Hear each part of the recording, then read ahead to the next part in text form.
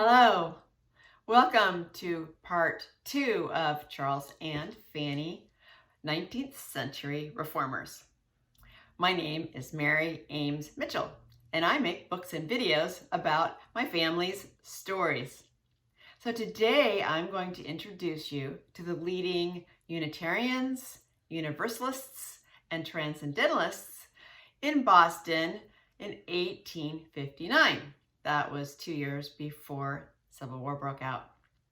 And it was no coincidence that these people were also leading suffragists and abolitionists. These people will help Charles Gordon Ames reform from being a Free Will Baptist minister to being a Unitarian minister. Many of them will become lifelong friends of Charles and Fanny as they work together for their lofty goals. I just want to insert a disclaimer that this video ended up being kind of long, but the whole point of it was to show all the interconnections of all these different people, and I really couldn't leave anybody out. But the first 7 or 8 minutes is just about Charles Gordon Ames and his state of mind before he moved to Boston. So you can skip over that part if you're not part of my family and that stuff will probably bore you, and just go straight to the Boston part where I talk about all the Universalists, Unitarians, Transcendentalists, suffragists, and abolitionists. Okay, enjoy the video. Thanks. So in part 1, we learned a little bit about Charles and Fanny and why they became human rights activists. Charles had been ordained a Free Will Baptist when he was 21 years old.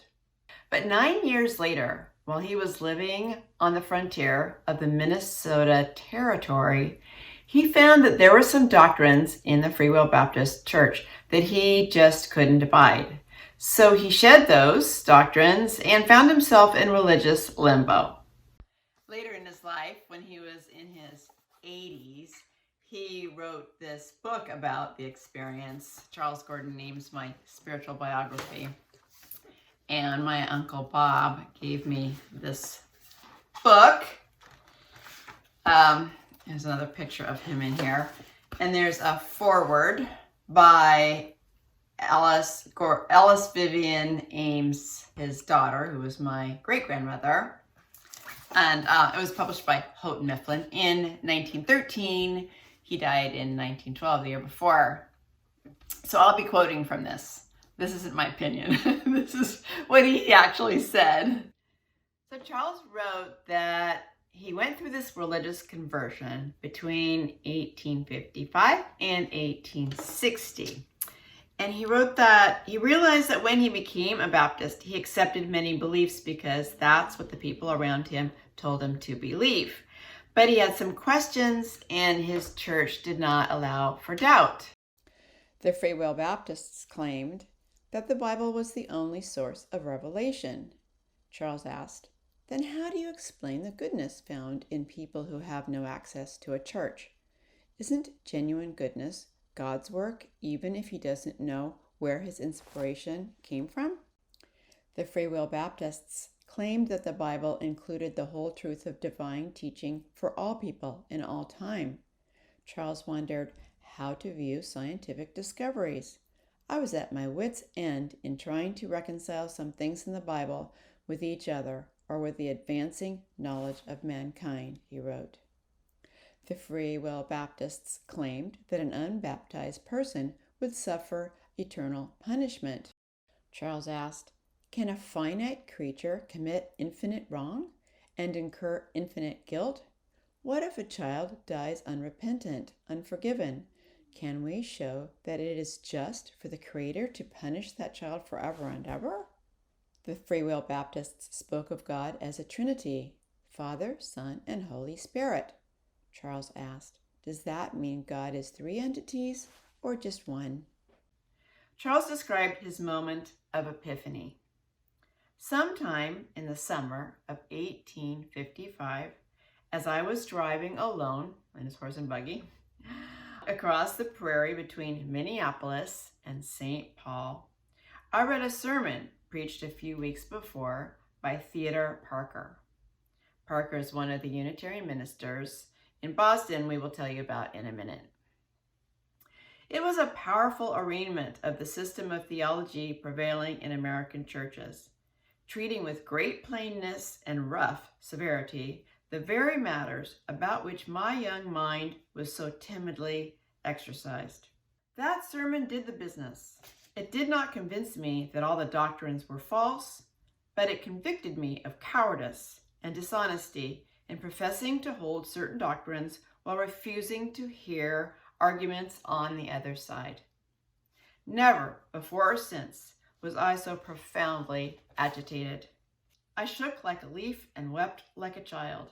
I saw and felt the awful wrong of posing as a teacher of religion while unwilling to face all facts and learn all truth. Charles and Fanny will name 2 children Theodore. I believe they were named after Theodore Parker.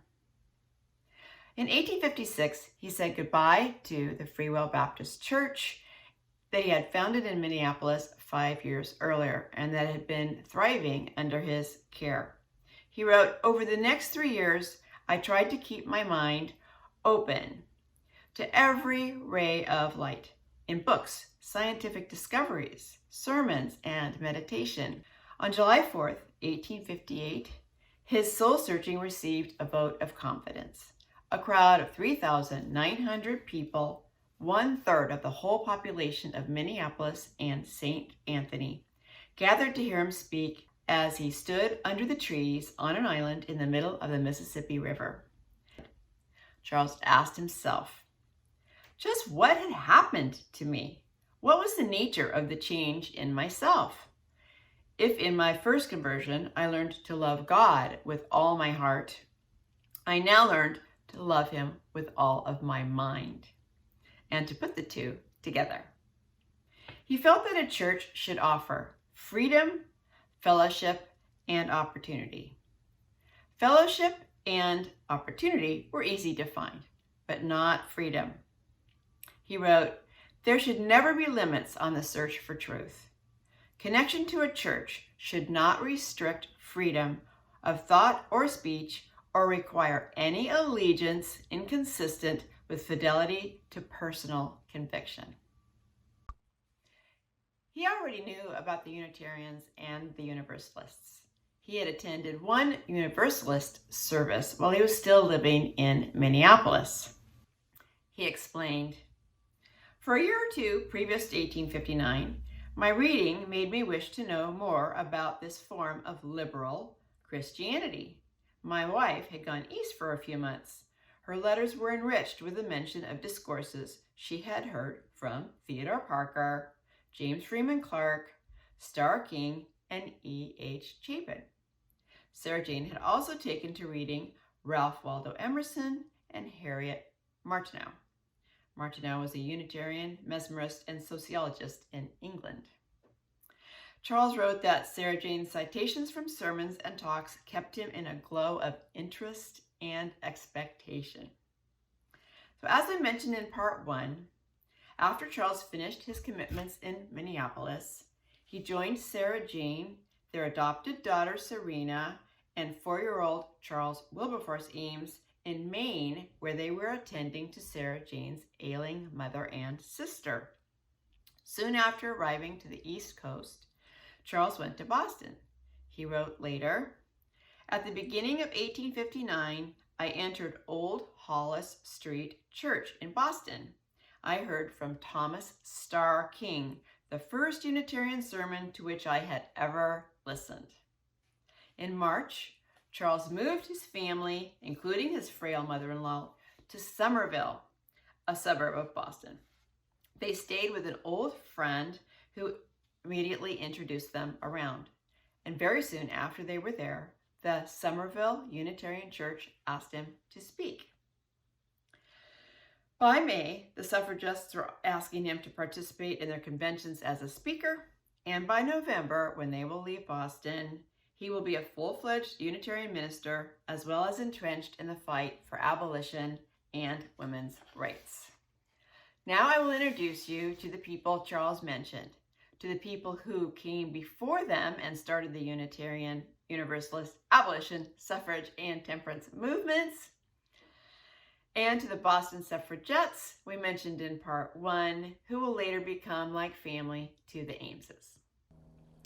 Dr. William Ellery Channing is considered the father of the American Unitarian movement, which was already popular in Europe, especially in England. Charles read some of his work while living in Minneapolis. He reacted, "I was affected like one who goes with weak eyes into a strong light." Channing was born in Newport, Rhode Island, 48 years before Charles was born in Dorchester, Massachusetts. Channing graduated from Harvard as a congregational minister. When he was 23, the Federal Street Church in downtown Boston asked him to be their pastor. The church had initially been organized as a Presbyterian church, but converted to a congregational church in 1786. Channing was so popular that 4 years after he arrived in 1807, the congregation built a larger building on Federal Street to accommodate his bulging audience. By 1819, Channing had become a Unitarian, and those who thought like him were peacefully parting ways with the Congregationalists. The new liberal ideology of Unitarianism stood for several things. It got its name from the concept that there is just one God, one source, not a trinity of gods. It taught that human beings were inherently good. We weren't born sinful, as the Calvinists and Free Will Baptists taught. We owe no debt for any sin others may have committed before we were born. Humans can choose to follow God. We don't need to wait for a divine election, for God to choose our destiny for us. God is, always has been, and always will be goodness. We humans should love and imitate God. We have the potential to be like God. Humankind can achieve revelation through reason, not just scripture. In 1825, Dr. Channing and his followers formalized their movement by founding the American Unitarian Association. The Federal Street Church officially became a Unitarian church. Channing stayed there until the end of his life in 1842. Most of this oldest group had known each other since childhood. By the time the Ameses arrived in Boston, Dr. Channing had been dead for 17 years, and Reverend Ezra Stiles Gannett had taken over the congregation on Federal Street. Gannett was 21 years younger than Dr. Channing. He had been born in nearby Cambridge to Reverend Caleb Gannett, a steward of Harvard College, and Ruth Stiles, the daughter of the president of Yale College, Ezra Stiles. Gannett graduated from Harvard in 1820, then went to Harvard Divinity School. In 1824, he received a visit from Dr. Channing, asking him to preach half-time at Federal Street Church. Gannett did so until 1835, the year he got married. But apparently, Gannett had a weak constitution or wore himself out, because soon after marrying, he and his wife took a 2-year hiatus and traveled through Europe. There they met a young Georgiana Bruce, who followed them back to Boston. We will meet up with Georgiana in California in the next video. Shortly after returning to Boston, Gannett became co-editor of the Unitarian newspaper called The Christian Register. Our Charles Gordon Ames will hold the same position many years later in 1877. After Dr. Channing died in 1842, Gannett took over as head minister for the Federal Street Church. By then, Boston's business district surrounded the old building and was crowding it out. In 1858, the year before Charles and Sarah Jane arrived, Gannett's congregation sold the property on Federal Street and started building a new church on the corner of Arlington and Newbury Streets in Boston's Back Bay. But Charles and Sarah Jane did not join that congregation. They would follow a new branch of the Unitarian Church, as we shall see. Samuel Gridley Howe, who became the husband of Julia Ward, was a medical doctor. Born in Boston, he attended the Boston Latin School, graduated from Brown College in Providence, Rhode Island, and returned to Boston to attend Harvard Medical School. He graduated in 1824. We mentioned in Part 1 that Samuel Howe and Julia shared an extended honeymoon in Europe with educator Horace Mann and his second wife, Mary Peabody. The honeymoon for both reform-minded couples was somewhat of a working holiday. As they toured, they visited reform schools, insane asylums, and institutions for the deaf and blind. Two of Samuel Howe's biggest contributions would be advocating education for the blind and setting up the first printing press for the blind. Howe is the same age as Ezra Gannett and also a Unitarian. However, he will join the church the Ameses joined, not Gannett's. He was also an abolitionist. He and his friend Theodore Parker, whom we will discuss in a minute, were two of the Secret Six, who in October of 1859 will support John Brown's insurrection. William Henry Furness was a year younger than Gannett and Howe.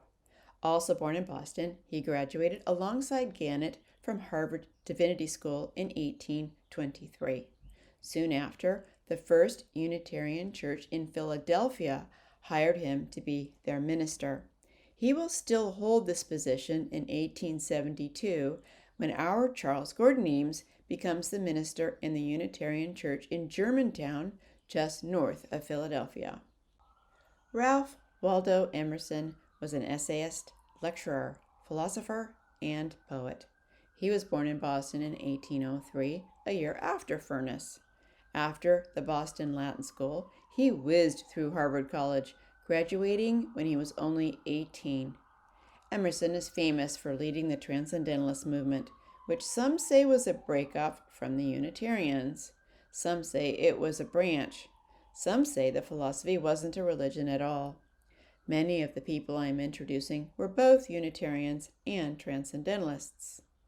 The philosophy is a bit difficult to explain. Transcendentalists emphasize the importance and power of a person's thought over the power of experience and matter, a concept that Aristotle played with 2 centuries earlier. Like Unitarians, Transcendentalists thought people and nature were inherently good. They did not think humankind was dependent on past masters to develop original insight. You could grow up in the desert, isolated from every other person, and still generate an original idea. They believed people were at their best when truly self-reliant and independent. And they thought humankind should embrace, or at the least, not oppose the empiricism of science. Where have I heard that before? Shakespeare gave the most straightforward definition. I think, therefore I am.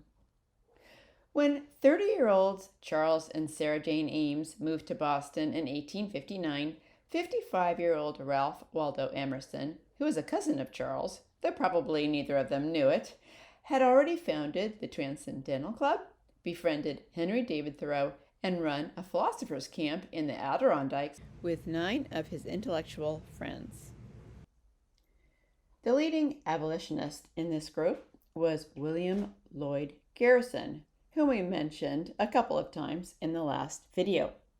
Charles Gordon Ames wrote that he heard him speak in Ohio with applauding heartbeats. Garrison was born and raised in Newburyport, about 45 minutes north of Boston. Like Charles, he apprenticed as a printer. By 1818, he worked as a journalist at the Newburyport Herald, and by 1824 was an editor there. The abolition movement started in Pennsylvania, which in 1780 became the first state to abolish slavery, though by gradual emancipation. That meant that children of slaves born in Pennsylvania after the law went into effect were not doomed to slavery for life. In Pennsylvania, children of slaves could become freemen when they turned 28 years old. By 1804, the northern states had followed Pennsylvania's example. But William Lloyd Garrison wanted immediate emancipation of slavery, not just gradual emancipation. when in 1829 he printed a story that criticized a merchant involved in the slave trade, the merchant sued him for libel. The judge sent Garrison to jail. When Garrison got out, he founded his own abolitionist newspaper called The Liberator, based out of Boston. Charles worked as a typesetter in the Liberator's editorial room during his 9 months in 1859. Charles often supplemented his meager income by working with printers. A year after founding the Liberator, William Lloyd Garrison pushed harder by gathering local abolitionists to form the New England Anti-Slavery Society. As the first society to promote immediate emancipation, it published propaganda, mailed petitions to Congress, and sent out people to give lectures through the northern states. Within another year, he and Arthur Tappan from Northampton, Mass., co-founded a national group called the American Anti-Slavery Society. As we discussed in Part 1, they held their first meeting in the Adelphi Building in downtown Philadelphia in 1833. That was the same year that William Wilberforce's Slavery Abolition Act finally passed in the English Parliament. But both Garrison and Tappan suffered extreme harassment because of their political stance. Vandals attacked their property, and lynch mobs chased them when they tried to speak publicly. Tappan was so distraught by the losses that he eventually turned his attention to other causes, but not Garrison. John Greenleaf Whittier was a poet. A bit younger than Garrison, he grew up in Haverhill, very near Newburyport. In fact, Garrison printed Whittier's first poem in the Newburyport Herald. One of the first things Charles Gordon Ames purchased when he began receiving money for his preaching was a volume of Whittier's poems. In 1833, Whittier was at Garrison's side in Philadelphia during the American Anti-Slavery Society's first meeting as a founding member. The people in this next group were less than 2 decades older than Charles and Sarah Jane. According to Charles's writings, the two who influenced him the most were Theodore Parker and James Freeman Clarke. We've already talked about how a sermon by Theodore Parker served as a catalyst for Charles's religious epiphany. James Freeman Clarke will become Charles's mentor and eventually choose Charles to take over his Unitarian church in Boston. Margaret Fuller, whom I've included here, had died in a tragic boat accident 9 years before Charles and Sarah Jane arrived in her hometown. But she left a legacy that both Fanny and Fanny's daughter, Alice, will later follow, so I felt it necessary to place her on our timeline. Charles wrote that he met Wendell Phillips in May of 1859, when Charles, James Freeman Clarke, and Wendell Phillips all spoke from the same platform during the Women's Rights Conference. Theodore Parker was an extremely influential minister in the Unitarian Church. He would break away from Gannett and Furness's church and, as Charles wrote, divide the Unitarians into 2 wings, right and left. Parker was born in 1810 outside Boston in Lexington, and, like Charles, grew up on a farm. In 1830, when he was 19, a year older than Emerson was when he graduated from Harvard, Parker walked the 10 miles to Cambridge to apply for admission. Harvard accepted him, but Parker couldn't afford the tuition, so he lived at home, working the farm while he studied.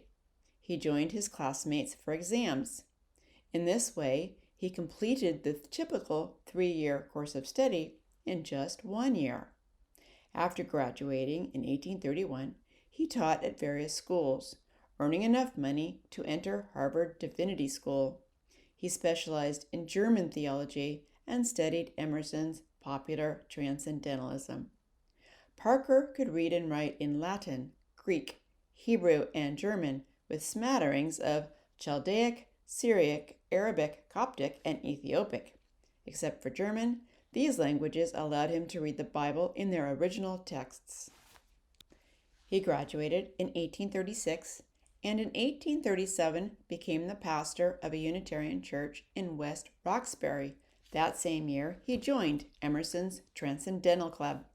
But Parker differed with some of the Transcendentalists about whether the philosophy was religiously based or not. Ralph Waldo Emerson thought the movement should retreat from religion, whereas Parker believed the movement was deeply rooted in religious ideas. Henry David Thoreau leaned more toward Parker. Thoreau believed that the world was divine and that humankind was part of that divinity. Parker's popularity grew quickly. Other churches in the Boston area asked him to visit as a guest lecturer. By 1840, he had earned such a wide reputation as an earnest and effective speaker that Harvard awarded him an honorary degree. Parker preached that Christ was the supreme expression of God, but not God himself. He thought Christianity was natural and based on science, not miraculous or magic. He went so far as to claim that the miracles, prophecies, dreams, and such events of the Old Testament were absurd. By 1844, the Unitarian movement was split between Dr. Channing's old school Unitarianism, taught by Gannett at the Federal Street Church and Furness in Philadelphia, and Parker's so-called liberal transcendental Christianity. One biography described the division as a peaceful one. Parker championed his position as sturdily as Dr. Gannett championed the elder doctrine, yet both spoke out so manfully that each kept the other's trust. The more conservative Roxbury congregation sided with Gannett, so Parker resigned. In 1845, his supporters helped him found a new group called the 28th Congregational Society of Boston. He preached his first sermon in January of 1846. Depending on the crowd size, he would speak at various meeting halls, such as the Boston Music Hall built in 1852. Parker stood firmly against slavery and actively opposed the Fugitive Slave Act that required Bostonians to return escaped slaves to their masters in the South. He encouraged people to carry out social reform peacefully, yet he carried a pistol and was one of the Secret Six who would support John Brown's militant insurrection. By the time the Ameses arrived in 1859, Parker's following had grown to over 7,000 members, including Louisa May Alcott, William Lloyd Garrison, Lucy Stone, and Julia Ward Howe. But that year, he retired from the 28th Congregational Society. Charles bluntly stated, "Theodore Parker had just gone away to die, but in the music hall, I had a joy of hearing Emerson speak to Parker's congregation." Parker had tuberculosis. He had traveled to Florence, Italy, and would die a month after his arrival. Most of Parker's followers moved to James Freeman Clarke's church, as would newcomers Charles and Sarah Jane Ames. James Freeman Clarke was the same age as Theodore Parker. They were good friends as well as associates. Whereas Theodore Parker was a prolific orator, James Freeman Clarke was a prolific writer. He published some 1,032 articles, books, and sermons during his lifetime. He preached reform and conciliation. He never carried a pistol, as Theodore Parker did. Clarke grew up in Hanover, New Hampshire. Like many we are introducing, he attended the Boston Latin School, then Harvard. He graduated from Harvard Divinity School in 1833, 3 years before Theodore Parker, and the year the American Anti-Slavery Society held their first meeting. By that time, most of the teachers at Harvard Divinity School leaned toward Unitarianism. James Freeman Clarke first took a position in Louisville, Kentucky, which was then a slave state. He was so horrified by slavery and the need for abolition that he appealed to each citizen's duty to abolish slavery through a magazine titled The Western Messenger. The magazine supported liberal Unitarianism and Transcendentalism against attacks by the religiously orthodox, such as the Free Will Baptists and Calvinists. Oliver Wendell Holmes, a classmate of Clark's, Ralph Waldo Emerson, who was a cousin, and Nathaniel Hawthorne and Margaret Fuller, who were just friends, submitted articles. Amos Bronson Alcott was also involved. James Freeman Clarke felt that since all human beings were equal, ordination made no distinction between a minister and his congregation. God called every member of a congregation to the highest religious life. Every member should focus on the day's social problems. When Clarke's Boston friends helped him establish a new church in 1841, Clarke named it the Church of Disciples because, theoretically, everyone in the congregation was a disciple of Jesus. 7 years later, in 1848, the congregation dedicated a new building on the corner of Warren Avenue and West Brookline Street. The building still stands. It was that church that the Ameses attended. Charles wrote, "In July 1859, I wrote my name as a member of the Church of Disciples in Boston, little thinking that 30 years later I should be there as its pastor." Fanny's participation in the Church of the Disciples will be to found a Unitarian women's discussion group following the precedent of James Freeman Clarke's good friend, Margaret Fuller. Before Margaret Fuller died in a shipwreck in 1850 at age 40, she'd been a teacher, journalist, advocate of women's education, advocate for women's right to employment, the best-read person in New England, the first woman allowed to use Harvard's library, the first female literary reviewer, the first international journalist for the New York Tribune, and the author of the first major feminist book in the United States. If that isn't intimidating, just wait. Born in Cambridge, Massachusetts, Margaret was the same age as Parker and Freeman, but women weren't allowed at the Boston Latin School or Harvard, so her father took it upon himself to advance her education. He taught her to read and write by the time she was 3.5. He taught her how to translate books written in Latin to English by the time she was 5. When Margaret was 7, her father became a U.S. congressman and began spending a good portion of the year in Washington, D.C. Taking over Margaret's educational responsibilities, her mother sent her to various schools for girls. But Margaret figured out early she did not fit in with her peers. When she was 16, she returned to studying at home. She devoured the classics, trained herself in several modern languages, and read world literature, some of it written in Latin. As mentioned, James Freeman Clarke published her first literary review in his Western Messenger. When she was 25, Margaret's father died and left no will. 2 uncles gained possession of her family's property, leaving Margaret and her mother dependent on them. The next year, Margaret began teaching school at Amos Bronson Alcott's experimental Temple School in Boston.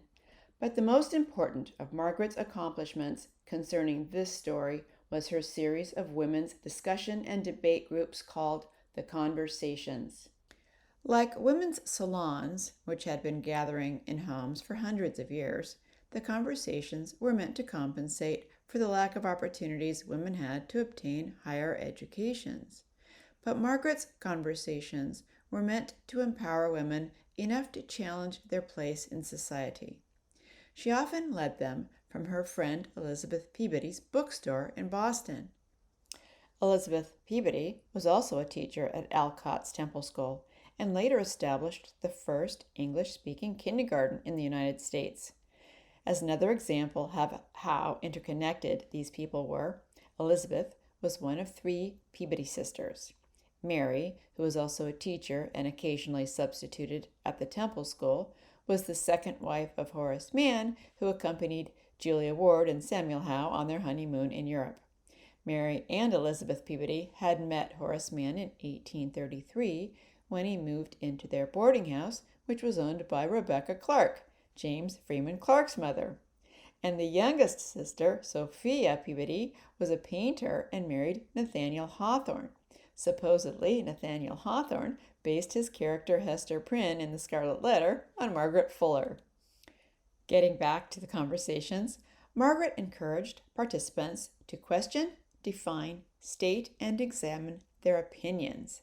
She introduced subjects like fine art, history, mythology, literature, and nature. She set the trend for women's intellectual discussion groups. Later, during the Panic of 1873, our Fanny Baker Ames will take women's groups to the next level. She and Charles will establish a women's volunteer group that actually goes out into the community and helps with urban poor. We'll get to that in the 4th video. Meanwhile, Margaret must have read a lot, because when she was in her early 30s, people said she was the best read person in all of New England, male or female. Everyone wanted Margaret on their team.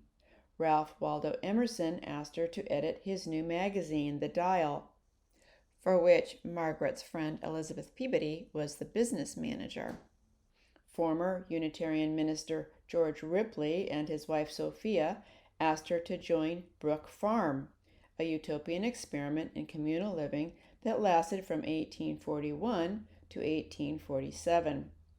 Nathaniel Hawthorne, Ralph Waldo Emerson, Bronson Alcott, Elizabeth Peabody, and Theodore Parker were all residents at Brook Farm during one time or another. Edgar Allan Poe called her a high genius as well as a busybody. Others added that she was bitchy, witty, poor, and often ill. When Margaret was 34, she used the Harvard Library to research a book about the Native Americans in the Great Lakes region, earning her the distinction of being the first woman allowed to research there. Radcliffe College wasn't founded until 1879, 35 years later. In 1844, the year the Unitarian Church was dividing, Margaret moved to New York to work for Horace Greeley's New York Tribune, the highest circulating newspaper in the country, through weekly editions sent by mail. 2 years later, the newspaper sent her to England as their first female foreign correspondent. In London, she fell in love with Giovanni Angelo Osoli, an Italian marquis from a minor noble family in Rome. Osoli was a Catholic. Margaret was Protestant. There was no way she would give up what rights she had as a woman by marrying into a church that would require her to convert. Giovanni and Margaret moved in together in Florence. People refer to them as husband and wife. However, there are no records of a ceremony. They named their son with Giovanni's middle name, Angelo. They nicknamed him Angelino, the little angel. In May of 1850, the family of 3 set sail with only 2 other passengers on a cargo ship called the Elizabeth that was bound for America. Right off Fire Island, New York, the ship wrecked on a sandbar. The 2 other passengers and most of the crew swam ashore to safety. But people on the beach were so busy scavenging the Italian silks, oils, and soaps that had washed up on the beach, they didn't bother saving Margaret and her family. Ralph Waldo Emerson heard that Margaret was missing and asked David Thoreau to go to New York and search for her. Angelino's tiny body had washed ashore, but no one ever found the bodies of Margaret and Giovanni. It took 2 years for Emerson, James Freeman Clarke, and William Henry Channing, who was Dr. Channing's nephew, to gather Margaret's writings and publish them as the Memoirs of Margaret Fuller Osoli. Some say that the 3 men heavily edited and censored Margaret's work, leaving out details about her Italian love affair. Even so, Fuller's Memoirs was the best-selling biography of the decade and went through 13 editions before the end of the century. Later, in 1901, Julia Ward Howe will organize a memorial for Margaret and her family on Fire Island. Fans of Margaret will erect a pavilion overlooking the ocean where the Elizabeth sank 51 years earlier. But only 12 years after that, in 1913, the memorial will be washed away in a storm. Next, we have Wendell Phillips, another abolitionist leader. He was 6 years younger than William Lloyd Garrison. A black attorney named George Lewis Ruffin would write that many blacks saw Phillips as the one white American wholly colorblind and free from race prejudice. He was also born in Boston, attended the Boston Latin School, and graduated from, you guessed it, Harvard College. Phillips became an attorney in 1835 in Boston, 2 years after Garrison and Whittier founded the American Anti-Slavery Society in Philadelphia. Wendell Phillips watched a lynch mob catch Garrison, throw a noose around his neck, and begin to string him up for hanging. Fortunately, Boston's mayor and several strong men intervened. The next year, Wendell Phillips joined Garrison and Whittier's society. So convinced was he that racial injustice was the source of all of society's evils, he gave up the law and began speaking on abolition. His oratorical skills earned him the nickname Abolition's Golden Trumpet. Through the society, Phillips met fellow abolitionist Anne Terry Green. They were soon engaged. The following year, the couple joined Garrison, Whittier, James and Lucretia Mott, the Grimke sisters, and Mary Grew in Philadelphia for the American Anti-Slavery Society meeting in the brand new Pennsylvania Hall. The hall had opened its doors only 4 days earlier to accommodate meetings of anti-slavery and other reform organizations. Previously, liberal groups found it difficult to find venues for their events. During the first 2 days, as lectures and meetings were going on, an angry mob grew outside the building. On the third day, as William Lloyd Garrison introduced the president of the Women's Anti-Slavery Organization, Maria Chapman, to an audience of 3,000 abolitionists, the mob outside grew violent. Anti-abolitionists began smashing windows and breaking into the meetings. Someone sent a message to the mayor of Philadelphia asking for help, but he refused.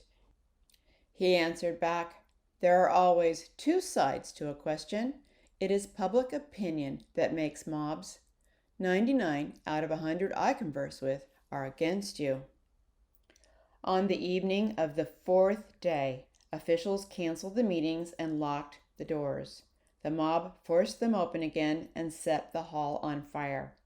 Fire engines appeared to protect the neighboring buildings. Not a drop of water went to save Pennsylvania Hall. When the building finally fell, the mob cheered.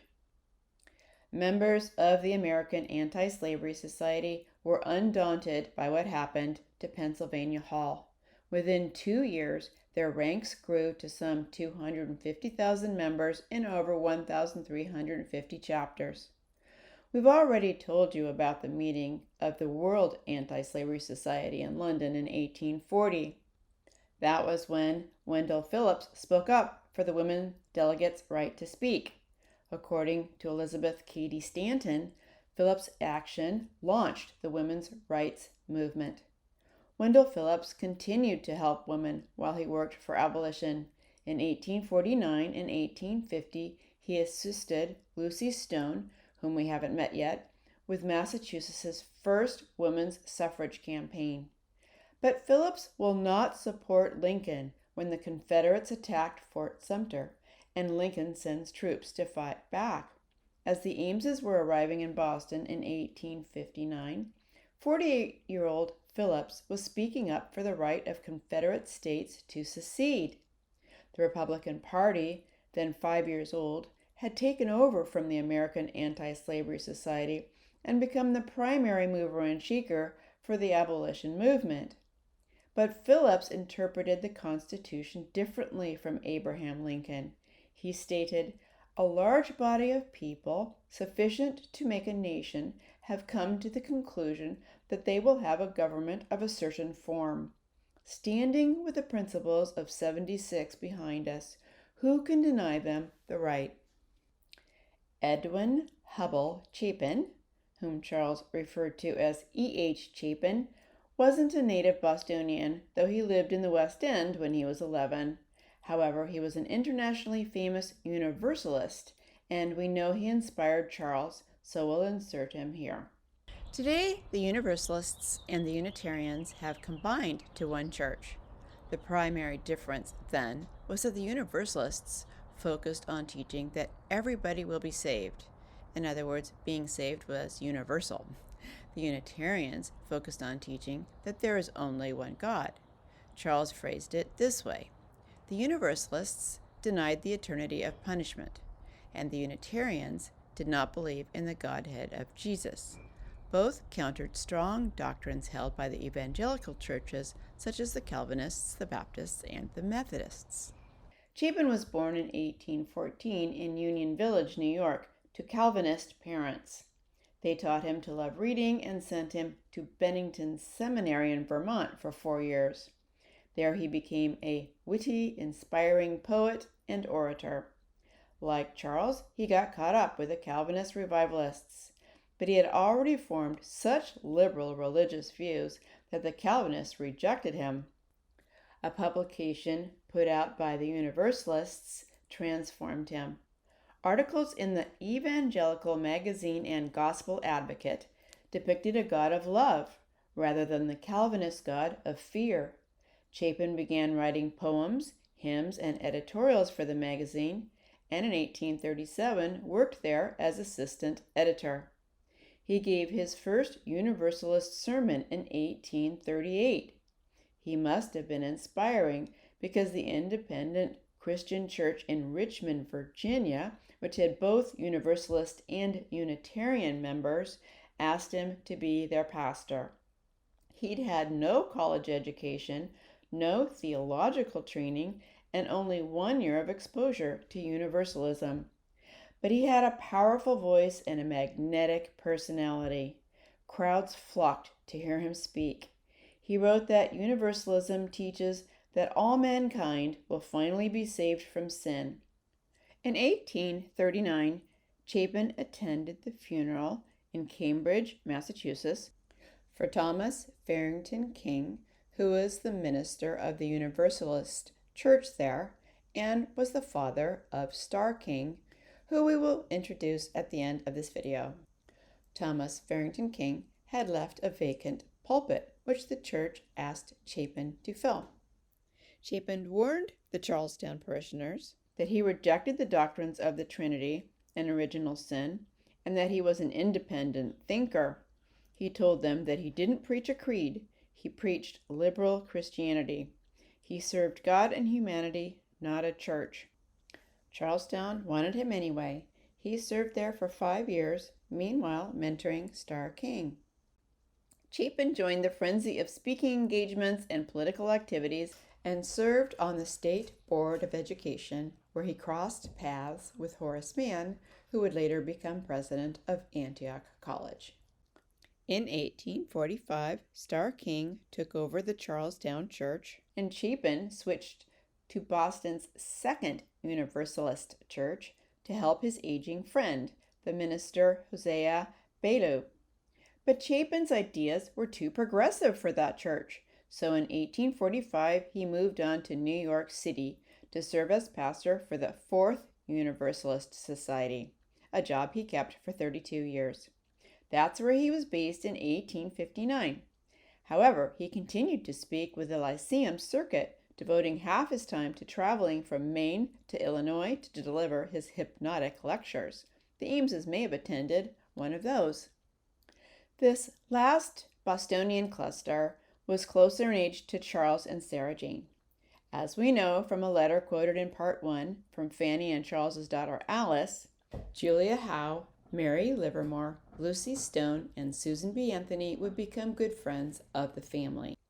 We know from additional letters that Carolyn Healy Hall became a close friend.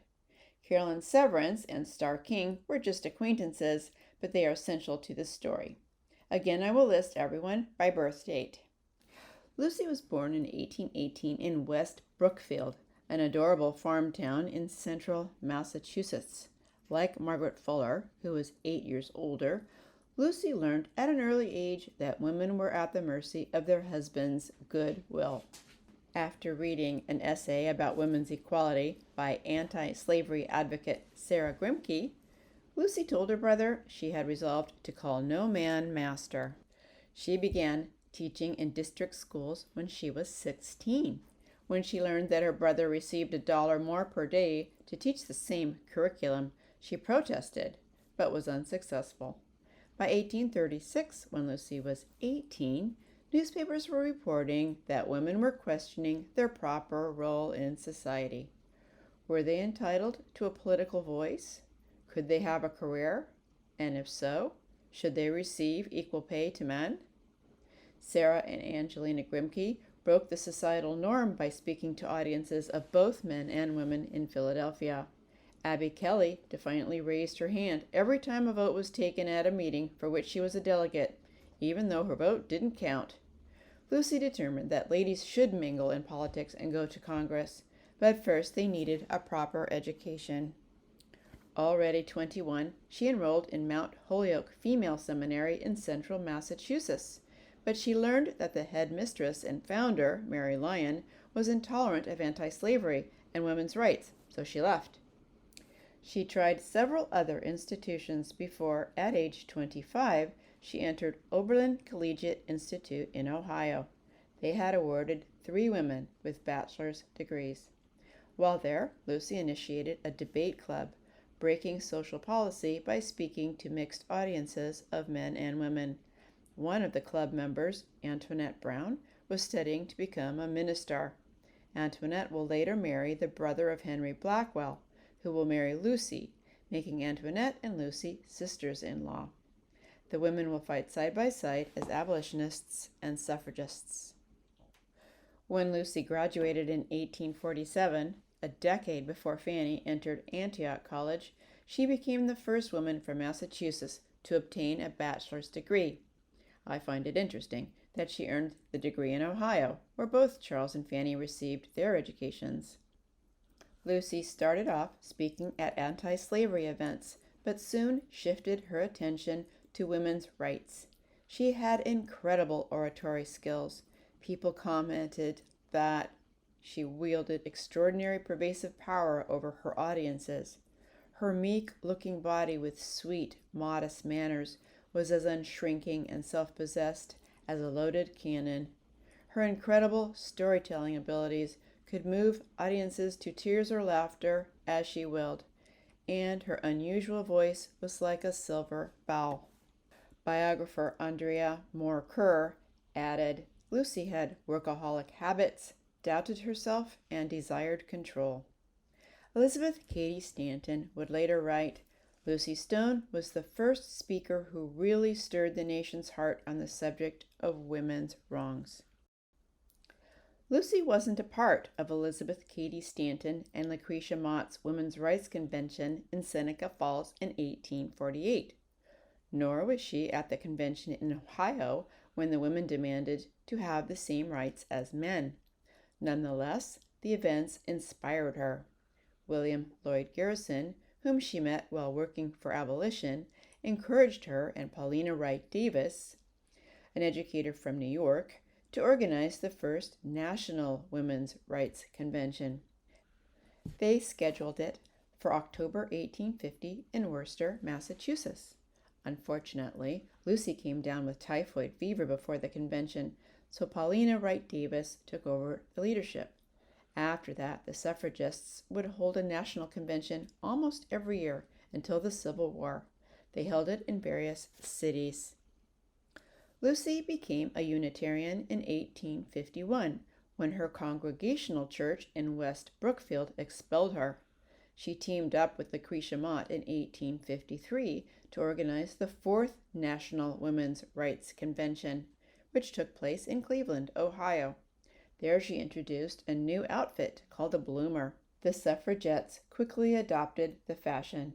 They claimed it was healthier to let air circulate the body. Corseted dresses that hung to the floor did not do that. Lucy met Henry Brown Blackwell at that same Ohio convention. He was from Bristol, England. After agreeing to a comprehensive prenuptial agreement that allowed Lucy to remain an independent woman, she married Blackwell, stirring things up by keeping her maiden name. The couple had a daughter, Alice Stone Blackwell, who will later carry on the family causes. But though we know that Charles and Fanny will become good friends of Lucy and her husband, most likely Charles and Sarah Jane did not meet them during their 9 months in Boston in 1859. Lucy and Henry were living temporarily in Chicago that year. Julia Ward Howe was a year younger than Lucy and 9 years older than Charles and Sarah Jane. She was born in New York City in 1819. Her father worked as a stockbroker and banker, and her mother wrote poetry. They hired tutors to educate Julia when she was little and sent her to schools for young ladies until she was 16. A voracious reader, Julia continued to study on her own, attend lectures, learn foreign languages, and write plays and dramas. The magazines New York Review and Theological Review published some of her essays. Through her father, she got to know Margaret Fuller, who would die when Julia was 30. As mentioned, Julia will organize a memorial for Margaret Fuller in 1913.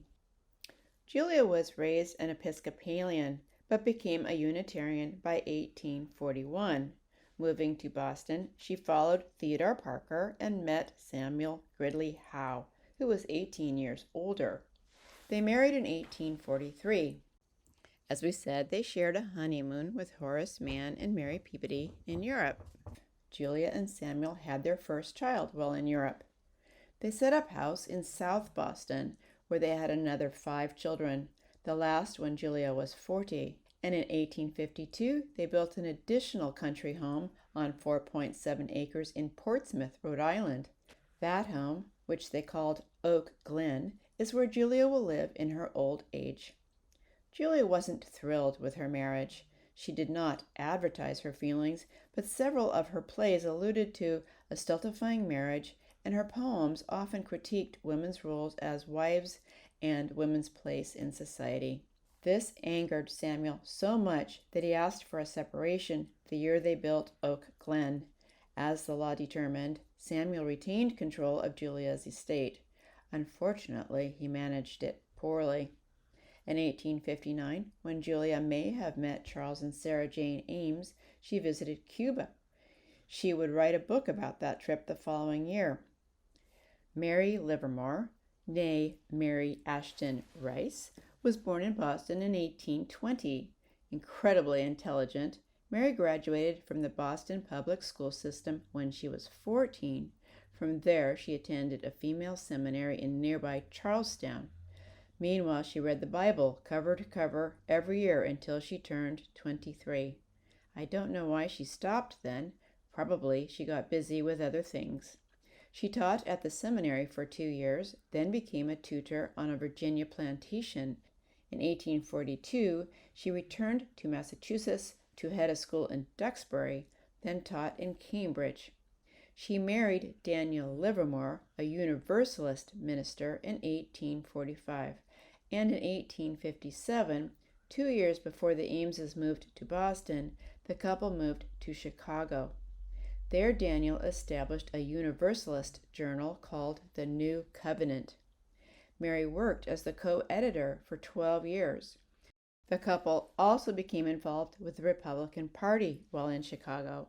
We will tell you more about Mary later when she returns to Boston.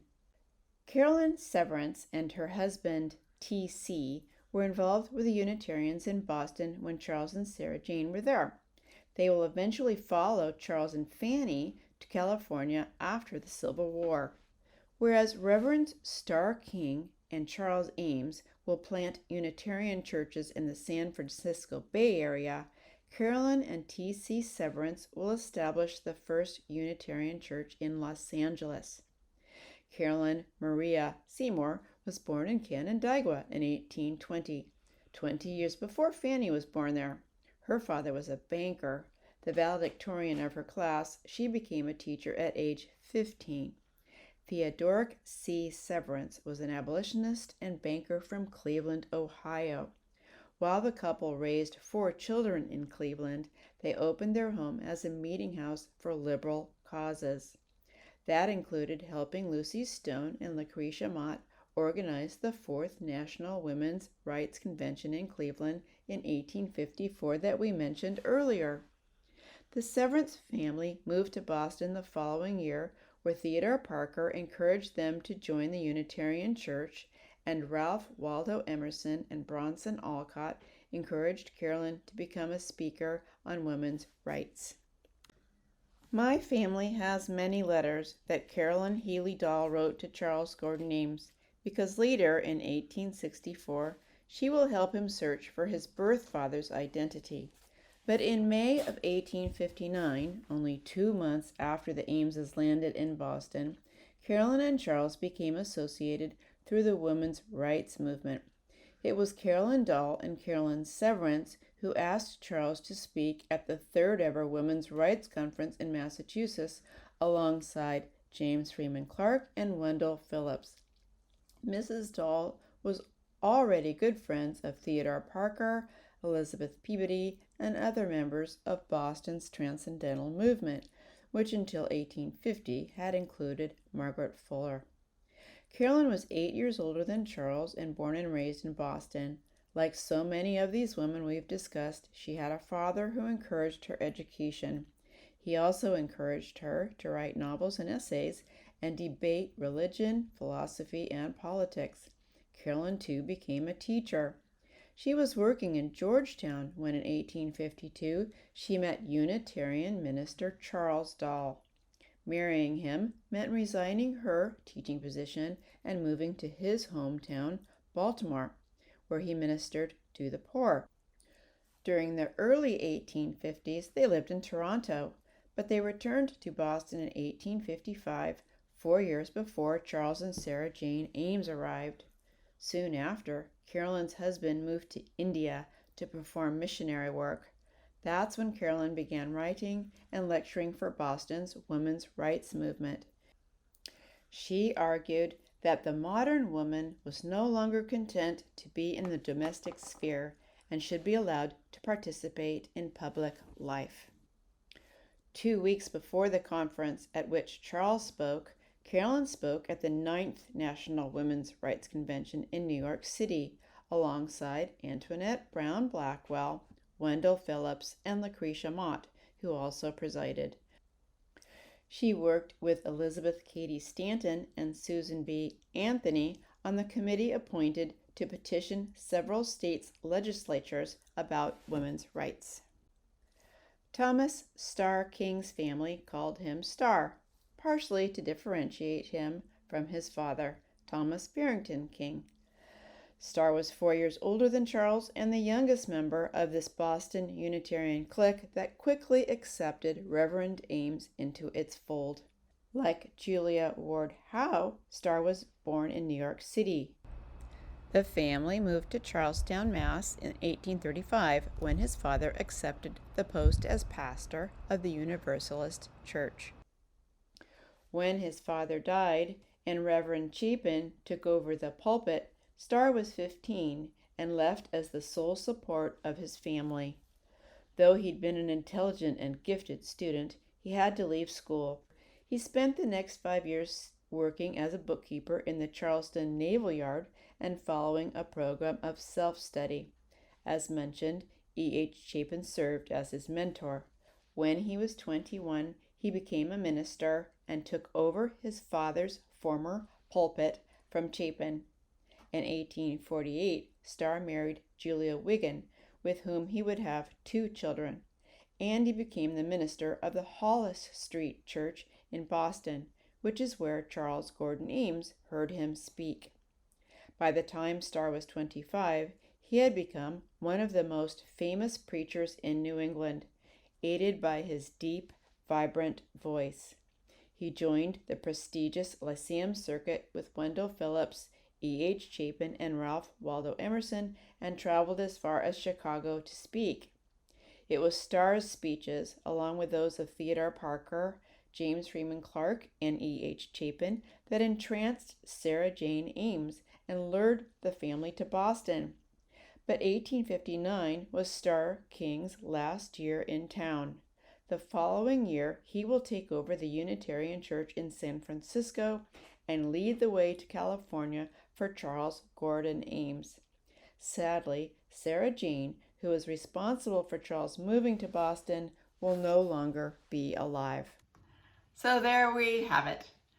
We have set the stage for Charles Gordon Ames's involvement with the Unitarians, with the human rights activists, with the abolitionists, and when he marries Fanny 4 years later, she will be part of that world too.